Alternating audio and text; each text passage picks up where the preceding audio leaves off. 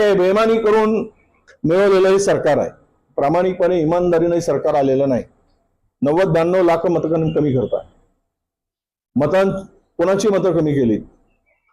आमच्याकडे एक SRP जवान आहेत गडचिरोलीला, 15 वर्षापासून जवान आहे. त्याच्या कुटुंबातील सर्व मतदार वगळून टाकलेत, कारण तो अल्पसंख्याक होता म्हणून. तो म्हणतो की माझे आई वडील कुटुंब सगळ्यांचं काय मत वगळलं.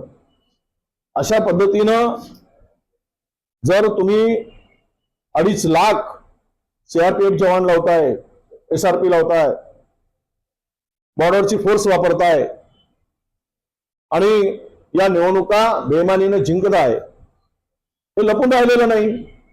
जे प्रकार पश्चिम बंगालमध्ये झाले, मत चोरी करून, मत वगळून सत्ताधाऱ्यांनी विरोधकांना नामशेष करण्यासाठी, हे अत्यंत गंभीर आहे.